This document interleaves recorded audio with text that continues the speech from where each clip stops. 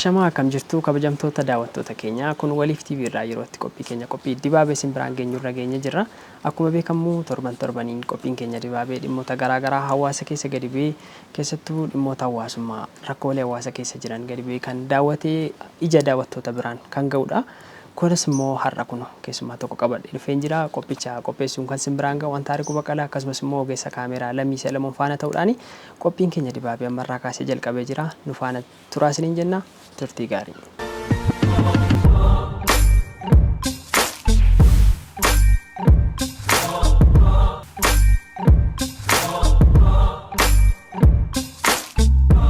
Duraan dursee eeyyamamoo taatee beellama keenya kabajjee argamu keetiif galatoomi siin jenna. Mee maqaa kee daawwattootatti nuu himiti.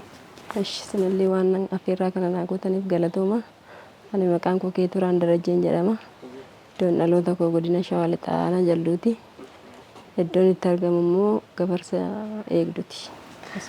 Galatoomi Keeturaan egaa akkuma argaa jirru haalli ati keessa jirtu bilchariidhaan socho'aa jirta. Mee haalli jireenya keetii Keeturaan durirraa kaasteeti immoo yookaan jechuun immoo uumamaadhaan immoo balaa tasaatiin adeemsa kanarra geesse? Ani adeemsa kanarra kanan ga'e duriidhaa kaasee otoo hin ta'in balaa konkolaataatiin yeroo balaan kun narra ga'ullee yuunivarsiitiin baradhan ture. Eebbifamuuf illee ministeera tokko naafa ture.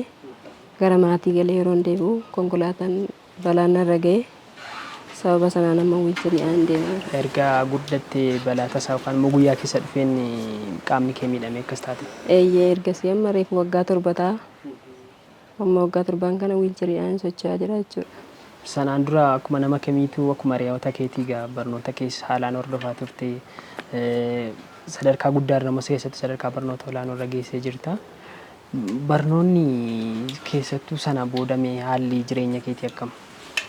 Sana booda baay'ee ulfaata. Barumsa koo yeroo sanatti addaan kute. Balaan narra geesse immoo balaa cimaa ture. Sababii sanaaf ispaanaal koordii ture kan cabe. Sababa sanaaf hospitaalallee mana yaalallee Kooriyaatti yaalame. Konkolaataan sun illee inshuraansiin qabu ture na yaalchise. Yeroo sana yaalumsa kan sii godhe abbaa qabeenyaa sanadha moo maatii keessa moo? Maatiidhuma koo fi firoottumatu na gargaare. Yaalinaaf godhe malee abbaan qabeenyaa sun hin argamne. Abbaan qabeenyaa sun yeroo sana namni siif hordofee abbaan qabeenyaa sun akka inni si yaalchisuuf adeemsa godhe jira? Adeemsa godhaniiru garuu argamuu hin dandeenye. Yeroo sana akkuma konkolaataan sun balaa isinirraan ga'een badee namni sun? Yeroo sana badee yeroo sanattis immoo namni lubbuudhuma koo oolchuuf yaalirra malee konkolaataa barbaacha namni dhaqee hin jiru. Yeroo sanatti miidhichi baay'ee ulfaata waan ta'eef hin oolti moo hin ooltu kan jedhudha malee konkolaataan hin jiru namni yaade hin jiru sa'aatii sanatti. Yerooti mooraa yuunivarsiitii turtee gara manaatti deebi'aa jirtudha balaan kun kan sirratti moo? Lakki maatii bira galee yeroo gara yuunivarsiitii deebi'udha. Nama meeqa yeroo sana kan miidhamtan? Namoota baay'ee miidhame. Ani garuu torbee tokko booda waan hin obbareef taatee sanillee naaf hin yaadatamu. Eessattidha balaan kun kan isinirra ga'e? Olonkomii. Olonkomii asuma naannoo Finfinnee jechuudha. Eessatti barachaa turte yuunivarsiitii? Naaqamteetti barachaa ture. Mee egaa keessattuu haalli jireenyaa sanaan dura turee fi amma immoo jiru baay'ee garaagarummaa qaba. Keessattuu yeroo sana kallattii barbaadetti sochootee wanna feete hundumaa hojjechaa turte amma immoo deeggarsa namaa barbaadda. Mee haalli kun akkamii? Haalli kun egaa akkuma beekamu baay'ee ulfaata. Sanaan durallee barumsa koo xumuruudhaaf karoora baay'een qaban ture. Isa sanaan booda garuu akka itti ba'an beeku malee akka itti galan hin beekani. Sababa sanaaf immoo balaan kun na mudatee ergasii haalumti jireenyaarra baay'ee ulfaata ture. Bakka haala rakkisaa keessan ture. Barnoota kee hoo addaan kuttee haftee moo akkam goote sana booda? Barnoota koo adda kutee ture. Waggaa 4 booda deebi'ee xumuree ture gargaarsuma namootaatiin. Yuunivarsiitii deebitee waggaa 4 addaan kuttee? Yeroo sana keessattuu jijjiiramni jiru duraan mooraa yuunivarsiitii keessatti ofumaan akka barbaadde taata. Sana achitti gargaarsa si godhe keessattuu mooraa yuunivarsiitii keessatti immoo? Yeroo sana obboleettii koo fudhadhee dhaqeeyyu eeyyamsiiseetuma isaanii. Koronaanis waan jiruuf ji'a 2 keessatti xumurame barumsi. Ji'a 2 sana immoo isheedhumatu ani doormiidhuma naa kenname tura. Achumatti waan hundumaa naa fiddi turte. achi ba'ee kilaasii mannaqaa doormii watti hin deebi'a. Ilaalchi barattoota keessattuu barsiisota dabalatee illee akkam yeroo sana akkam ture yeroo haala fayyummaa kee qabduu fi sana booda immoo yeroo gargaarsa namaatiin barnoota kana barachaa turte akkam ture haalli haala sana ture. Ilaalchi namoota garuma garadha. Kan ilaalchi gaariillee qabu jira. Kan ilaalchi hin taanellee qabu jira.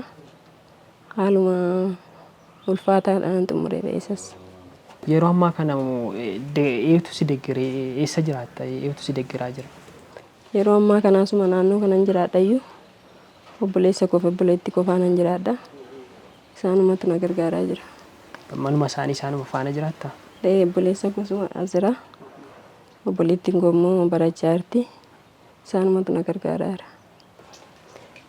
Akkuma tiyyuu kaaste namni ilaalcha garaagaraa qaba. Kan ilaalcha gaariis namaaf qaban jiru.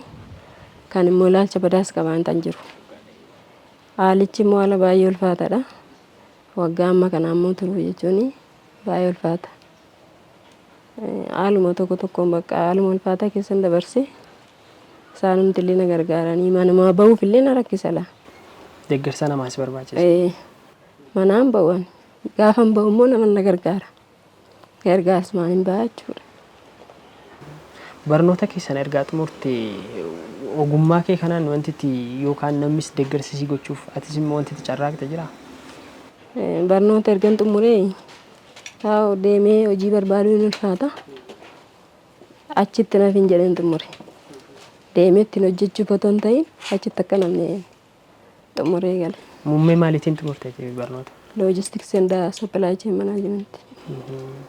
Keessattuu barnoonni akkasii immoo barnoota kallattii garaagaraatti sochootee hojii argachuuf barbaadudha.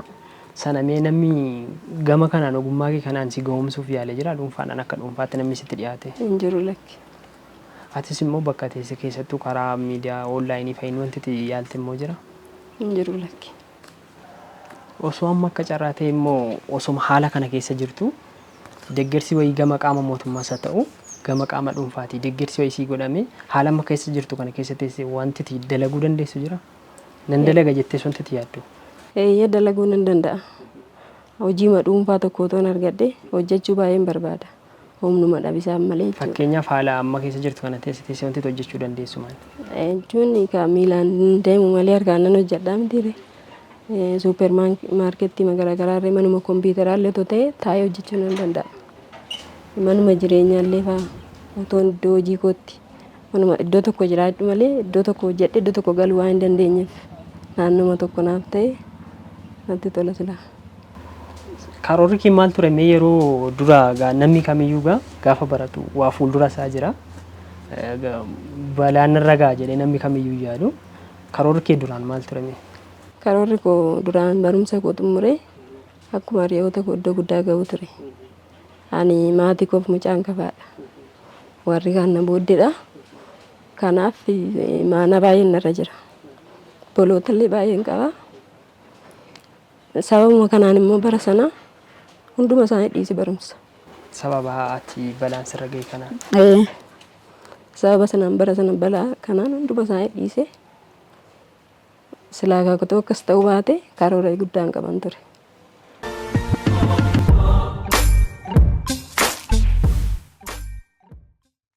Yeroo nama konkolaataadhaan iddoo garaagaraa fa'aa deemu fa'aa wiilcharii fa'aallee kaffaltu malee feenu kan jedhamaa jiru. Kanumti immoo akkuma ilaalcha garaagaraa qaban seeraan illee na keessummeessan jiru. Iddoo nama lamaa fa'aa kaffalee fa'aa kan jedhan jiru. Bakka yeroo taaksiidha yeroo deemu bakka nama lamaa kaffalte. Teessoo fuuldura waan ta'eef iddoo nama lamaa fa'aa kaffalee kan jedhan jiru. Darrabanii fa'aa nama kan teechisan jiru. Yaa akkasitti gaafan taa'u nama dhukkubsataadha namni naan jedhu. Amma wiilcharii irra geessee namni si sochoositti malee. Asumallee yeroo ganduma kanallee yeroo deemu waraqaa hojii dhabdummaallee baafachuuf ishiin dhuftu malee hin ta'uudhaan. Gama mootummaatiin keessattuu waldaan ijaarumsa qaama miidhamtootaa bakkeewwan garaagaraatti iddoo garaagaraatti hin gurmaa'ama. Sana keessatti wanti itti hirmaattee jira? Asuma kunuunsuma meelanaa kana reefuman galmaa'anii kanaan durallee itti dabalamee hin beeku. Akkuma carraa ganduma ol bahee natti himanii ennaan galmaa'ee. Sababa sanaan ka hojii dhabdummaa sanallee fiigiyyaan dhaqee fudhadhe. Gaafa na argan immoo bakka dhiifama nuu godhinaan jedhanii naa kennanii jechuudha. Dura ishiin dhufte malee hin ta'u jedhanii na didanii. Siin qaama keessi arginu malee jedhanii didanii jira. Gama sanaan deeggarsiisniif godhamee jira hanga yoonaatti. Jiru lakki. Yaa kan mudannoo baay'ee jira. Jechuun yeroo man karaa deemullee yeroo mana keessa jiraadhullee mudannoo baay'eetu jira. Amma ani katiiteriidhaan hin fayyadama. Sanumallee naannoo kanaaf argachuu hin danda'u. Barbaade jechuudha. Sana eenyutu si dhiyeessame amma keessattuu yeroo yerootti bitamuu barbaada. Eenyutu si dhiyeessa yeroo? Namummaatu na gargaaree naan hin bitadha malee inni iyyuu immoo barbaadamee iyyuu hin argamu. Keellaa kanarra immoo hin jiru ishee. Iddoo biraa deemanii naa bitu. Sun ifaa baay'ee na rakkisa. Osooti haalli adeemsa keetii kun egaa baay'ee ulfaataadha. Deeggarsi guyyaa guyyaatti maatiin guyyaa guyyaatti si deeggara. San immoo baay'ee nama gati ta'eef hin dadhaba. Nuffiin garaagaraa maatii keerraa dabalatee fa'aa yeroo sitti dhiyaatu jira. Sun immoo gama xiinsammuutiin baay'ee ulfaataadha. Sana wal qabsiisii namoonni yeroo dadhabbisitti himan gama xiinsammuutiin rakkoon sirra ga'ee jiru. Kana keessatti rakkoo baay'ee jiraachuu danda'a. Suma nama jedhe kanaan fa'aa wal qabatee ofuma kiyyaaf iyyuu yeroo itti yaadaan miidhamu jira. Inni ulfaata baay'ee haalichi. Akkas jedhamee yoo haasa'amuu baate iyyuu waan baay'ee ulfaatudha. Kana yeroo yerootti jijjiirama. Guyyaa torbeedhaan jijjiirama. Sunumtuu immoo naannoo irraan argamu. Innumti bitame sun iyyuu immoo ta'uu dhiisuu danda'a. Yeroo yerootti jijjiiramuu barbaachisa.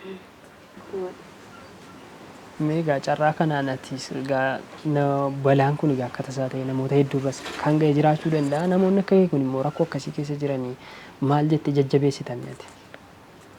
Namoota akka kootii akkan jedhee jajjabeessu qaama miidhamuu sammuudhaan miidhamuu miti.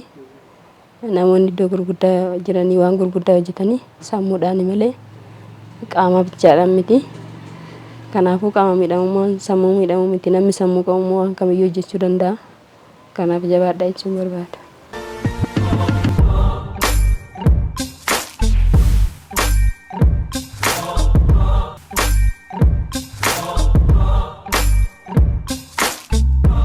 Daawwattoota keenya egaa turtiin keetooraan faana taasisaa jiru ammas akkuma itti fufetti jira. Keetooraan egaa haala cimaa keessadha kan isheen jirtu. Akkuma duraanuu daawwachaa turtan isheerraas dhagaa turtanii haalli isheen keessa jirtu baay'ee ulfaataadha. Deeggarsa namaa maleetti kan isheen deeggarsa namaa malee egaa homaa sochii tokkollee gochuu akka hin dandeenyedha. Kun immoo jireenya guyyaa guyyaa keessatti baay'ee kan ulfaatuu fi isheerra darbeellee namni gocha kana yookaan deeggarsa kana godhuufis immoo baay'ee kan itti ulfaachaa deemudha. Keetooraan egaa yeroo keessatti yeroo yaalamaa turte sana hanqina birriitiin yookaan immoo hanqina maallaqaatiin qaamni kee kun akkasitti akka turuuf ta'e moo yeroo sana yaalumsi kanaa olii siin godhamu jedhaniitu kan isaan mana yaalaatii yaalamtee baate? Yeroo sana balaa sun balaa cimaa ture. Abeet hospitaalatti naa barreessanii turanii. Abeet immoo hin dandeenyu jedhanii gara Kooriyaatti naa barreessanii. Kooriyaan immoo gaafuma jalqabaa siidiidhaan ilaalanii amma teessumaatti yaaluu dandeenya jedhanii achitti yaalame. Otoon cheekaappii otoon deemaa jiruun immoo adda kute cheekaappicha otoon xumuriin jechuudha. Sababa maaliitiif adda kutte? Haaluma jireenyarraa ka'e asii deemanii achi dhaquun ulfaata. Sanumarraa ka'e adda kute. Walumaa galatti kan itti addaan kutte sababa hanqina maallaqaatiin addaan kutte. Silaa otoo yeroo sana maallaqi gaanis jiraateetoo namni deeggarsi si deeggaramu jiraate qaamni kee kun tarii fayyaatti deebi'uu danda'a ture. Tarii fiizootiraappii fa'aa yoo hojjetame jijjiiramni jiraachuu danda'a. Ammumayyuu jechaadha. Yeroo si baasan sana jarri sababaa mati akkati deebituuf sitti manii kan itti baate. Cheekaappii beellama naa beellamanii yeroo tokko deebi'an isa booda nan dhiise. Hanqina maallaqaatiif jechuudha. Baay'ee gaariidha. Ergasii asoo ergaatti deebitee keessattuu haalli kee kun akkas ta'uun kee ergaa milkaa'e namicha sana hordofuuf yaaleen jiru abbaa qabeenyichaa abbaa konkolaataa sana. Akka carraa ta'ee abbaan konkolaaticha bite suma gaafas nu kuffise ture. Maqaan immoo hin jijjiiramne illee bireen nama biraatiin jira ture. Abbaan qabeenyummaa konkolaataa sanaa jechuudha. Inni hin jijjiiramne shufeerichi illee seera jala oole Abbaan murtii immoo gadhiisaniiru isaaniiti. Shufeerri sun miidhamee ture yeroo sana. Lakki. Isa booddee dhiisanii isaan bilisa baasaniiru. Osoo murtiin isa adabbiin sitti hin kennamin. Yeroo sana ijoolleen si faana turan jiru? Jiru. Jarroon miidhamaniiru? Kan miidhame kan lubbuun illee darban jiru yeroo sanatti. Yeroo sana dursummaadhaan kan si qaqqabe maatii keeti moo namoota yeroo sana lubbuudhaan hafan immoo eenyutu si qaqqabe mee yeroo keessatti balaan konkolaataa sun sirra ga'e? Yeroo sana akka carraa guyyaa sana aadaadhaan kolleen afaana jirti turte wajjumaan kan barannu. Isheen illee miidhamtee turte. Amma tokko kanarra isheen of beekti turte. Bilbiltee asuma keenya nu waamte. Akka balaan sun sirra ga'e? Asii dhufee nu qaqqabeen. Isatu nu qaqqabee hospitaalaa beet kana na geesse jechuudha.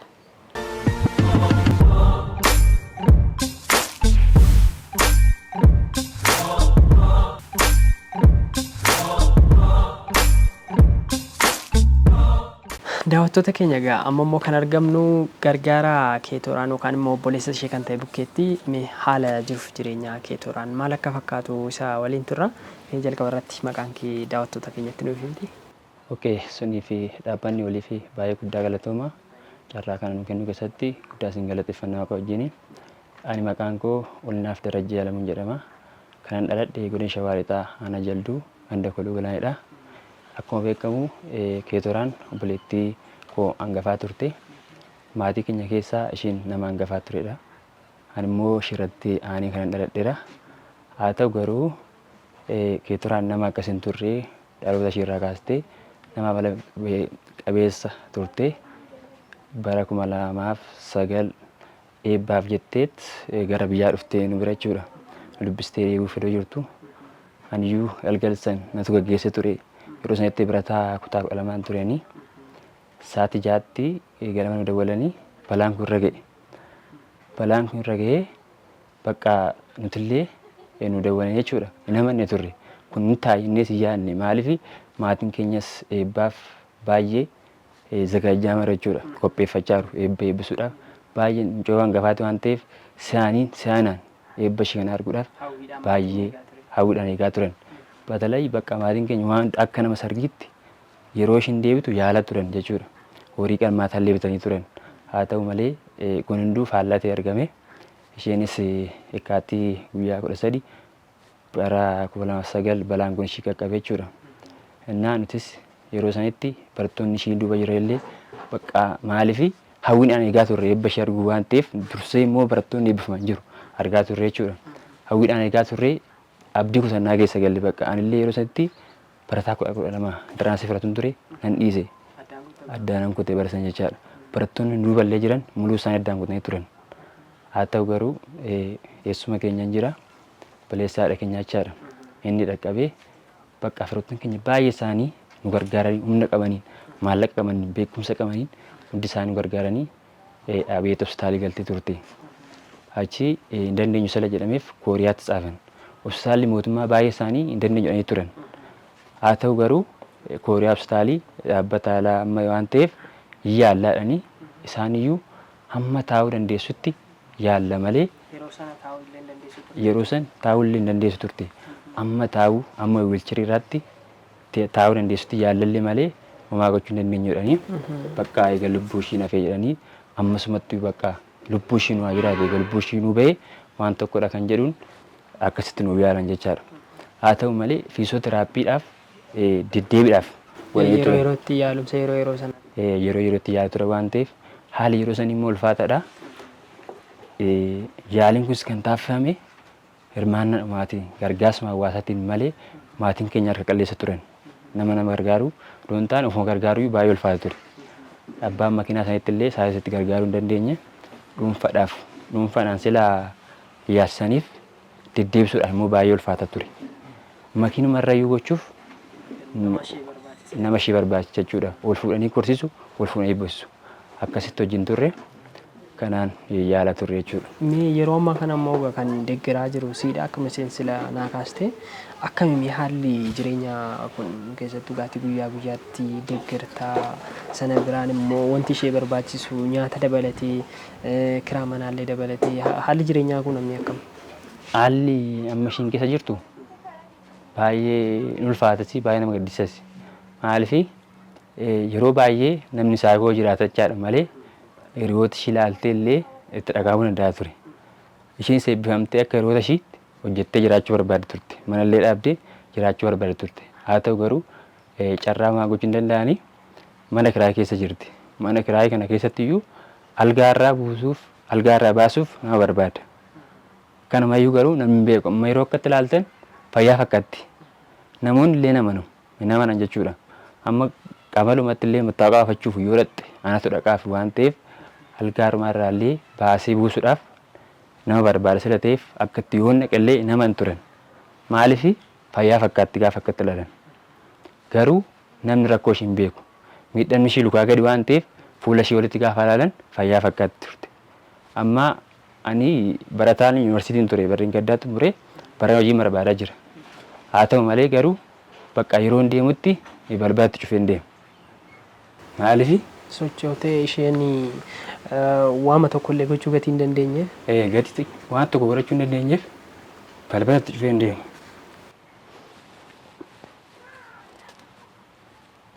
Innaa bakka yeroo tokko hojii barbaachisaa lan deemuuf jechaadhaan balbalatti cufee deemuuf.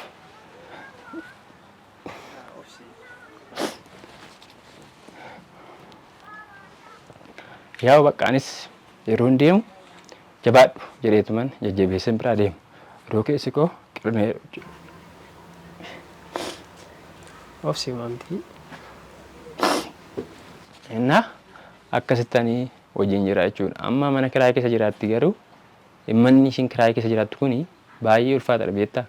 Namoonni immoo namoota akkanaallee kiraa galchuun barbaadan. Fedhan qaban. Amma manni ishiin keessa jiraattu bakka gannillee iddoo dhufe bokkaan kun iddoo roobee lolaan manatti namuu danda'udha. Kana duubatti illee immoo baatee fudhachuudhaaf waan wiilchariidhaan sochootuuf rakkisaadha. Aspaaltii irraa yoo ta'e malee duubatti baatee fudhachuudhaaf baay'ee ulfaata. Wiilchariin see gatii keessoo daandii keessoo irra gatii hin deemneef. Daandii keessoo keessa hin deemneef baay'ee rakkisaadha. Innaa aspaaltii irraa fudhachuuf immoo gatii isaallee ulfaataadha. Baay'ee waan ulfaata. Kiraa manaa meeqa kaffalte? Kiraa manaa ammaa fi ilaalchuma godhaniitiif 500 kaffalti. Ilaalchumaan jechuudha. Amma ganni dhufnaan yaaddoo ishiin guddaan jechaadha. Ganni kun yoo dhufe akkam ta'an jedhudha. Maallaqa sana simatu deggereetoo kallattii garaa garaarraa waama qabdurraa fiddee kaffaltaaf moo eenyutu kaffalaaf maallaqa?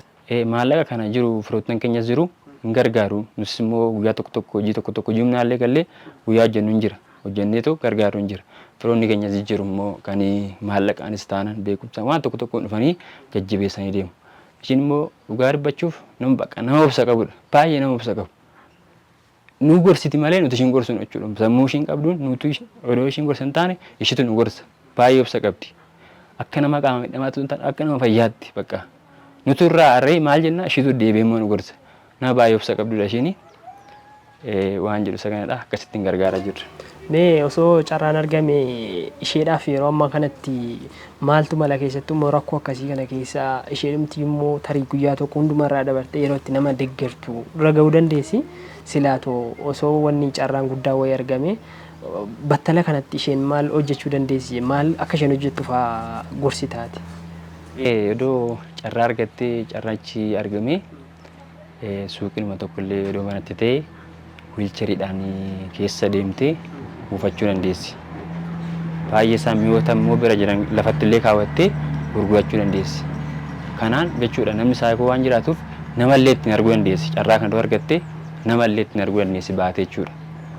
Carraa kun mana kompiitaraallee hojjechuu dandeessi. Kana hojiin kana hojjettu waan tokko irra gahuu dandeessi jechuudha. Ishiin ofirra dabartee booda nama gargaaruu dandeessi. Amma mana keessa ooltu jechuudha. Amma manni itti cufamee ooltu yeroo carraa kana argatte ta'e bakka nama of hojjetee of jiraachisuu danda'udha. Yeroon ishee argutti yeroo dursa jiraachaa turtetti suura ishii faana ture fafeettaa. Dammoo godinyoon ishiillee bakka gurguddaa jiru waan meeqarra jiru. Nutis immoo akka namummaatti hanga fageenya waan ta'eef carraallee bira jiraachuu qabna turre. Ishiinis hojjettuu taate carraa bira jiraannee teenyee hojii barbaadachuu qabna turre. Haa ta'u garuu carraa ishii hundisaayyuu kanatti jijjiirame ammallee ishuma bira teenyee hojii barbaadachaa jirra nuti. Ishuma jajjabeessitee hojii barbaadachaa jirra. akkasittiin jabeessaa jirra jechuudha. Ayyee guddaa galatoomii egaa seenaa haala jiruuf jireenya keessanii bal'istee nu ibsiteetta. Sanaan immoo egaa namoonni carraa daawwachuu argatan immoo deeggarsa kallattii garaagaraan akka gochuu danda'u. Sanaaf immoo nuti gama kanaan egaa daawwattoota keenyaaf dhaamsa dabarsina. Turtiin gargaaraa kee tooraan faana turte egaa kan hangammaatti daawwattanidha daawwattoota keenya. Qophiin keenya kan hangammaatti daawwattanidha waan faana turtaniif guddaa galatoomaa isiniin jenna. Qophiilee waliif TV afaan faana turtii gaarii.